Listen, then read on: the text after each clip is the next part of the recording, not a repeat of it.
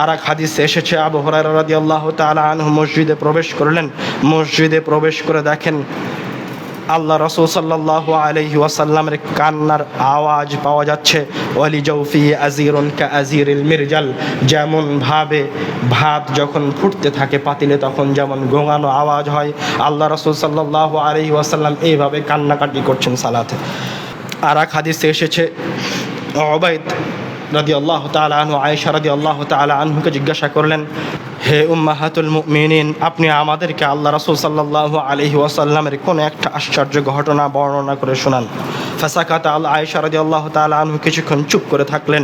চুপ করে থেকে আয়েশা রাদিয়াল্লাহু তাআলা আনহু বললেন, কোন এক রাত্রিতে আল্লাহ রাসূল সাল্লাল্লাহু আলাইহি ওয়াসাল্লাম আমাকে বললেন, যারিনি, তুমি আমাকে একটু ছেড়ে দাও। আতাআব্বাদুল লাইলাতা লিরাব্বি, আজকে রাত্রে আমি আমার রবের ইবাদত করতে চাই। আয়েশা রাদিয়াল্লাহু তাআলা আনহা তার স্ত্রী তাকে বললেন, ওয়াল্লাহি ইন্নী লা উহিব্বু কুরবাক, আল্লাহর কসম করে বলছি অবশ্যই আমি আপনার পাশে থাকাকে ভালোবাসি, কিন্তু উহিব্বু মা ইউসিররুক, আমি ওইটাও ভালোবাসি যেটা আপনাকে খুশি করবে। তখন আল্লাহ রাসূল সাল্লাল্লাহু আলাইহি ওয়াসাল্লাম দাঁড়িয়ে গেলেন, পবিত্রতা গ্রহণ করলেন। সুম্মা কামা ফাসাল্লা, এবং সালাতের জন্য দাঁড়িয়ে গেলেন। মা আয়েশা রাদিয়াল্লাহু তাআলা আনহা বললেন, ফালাম ইয়াজাল ইয়াবকি হাত্তা বাল্লা হিজরাহ, আল্লাহ রাসূল সাল্লাল্লাহু আলাইহি ওয়াসাল্লাম সালাতে দাঁড়িয়ে এত লম্বা সময় দাঁড়িয়ে থাকলেন আর এত কান্নাকাটি করলেন যে তার দুই চোখের অশ্রুতে তার বুক ভিজে গেল। ওয়াকানা জালিসান, অতঃপর আল্লাহ রাসূল সাল্লাল্লাহু আলাইহি ওয়াসাল্লাম বসেছিলেন। ফালাম ইয়াজাল ইয়াবকি, বসেও আল্লাহ রাসূল সাল্লাল্লাহু আলাইহি ওয়াসাল্লাম কাঁদতে থাকলেন। হাত্তা বাল্লা লিহিয়াতাহ, তখন তার চোখের অশ্রুতে তার দাড়িগুলো ভিজে গেল। অতঃপর রাসূল সাল্লাল্লাহু আলাইহি ওয়াসাল্লাম সিজদায় গেলেন।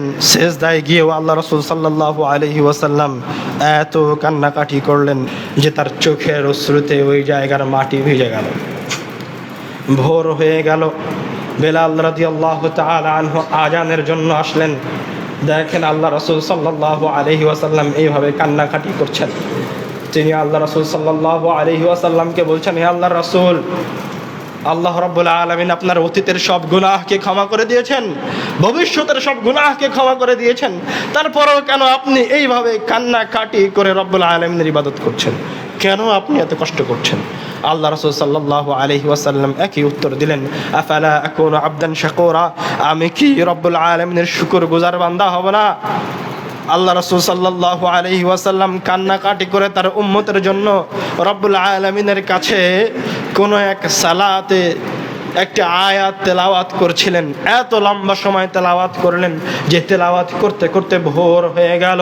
আয়াতটা হচ্ছে, তুআযিবুহুম ফাইন্নাহুম ইবাদুক, হে আল্লাহ, আপনি যদি আপনার এই বান্দাদেরকে শাস্তি দেন তাহলে তারা আপনারই বান্দা, আপনারই গোলাম। ওয়া ইন তাগফির লাহুম ফাইন্নাকা আনতাল আজিজুল হাকীম, আর আপনি যদি তাদেরকে ক্ষমা করে দেন তাহলে আপনি মহাপরাক্রমশালী, আপনি হাকিম, আপনি যা ইচ্ছা তাই করতে পারেন। আল্লাহ রাসূল সাল্লাল্লাহু আলাইহি ওয়াসাল্লাম আমাদের জন্য এই দোয়া করতে করতে, আয়াত তেলাওয়াত করতে করতে সকাল করে দিয়েছেন। একই আয়াত তেলাওয়াত করছেন আল্লাহ রাসূল সাল্লাল্লাহু আলাইহি ওয়াসাল্লাম, ইন তুআযিবহুম ফাইন্নাহুম ইবাদুক ওয়া ইন তাগফির লাহুম ফাইন্নাকা আনতাল আজিজুল হাকীম। এই আয়াত তেলাওয়াত করেছেন আল্লাহ রাসূল সাল্লাল্লাহু আলাইহি ওয়াসাল্লাম সকাল হওয়া পর্যন্ত।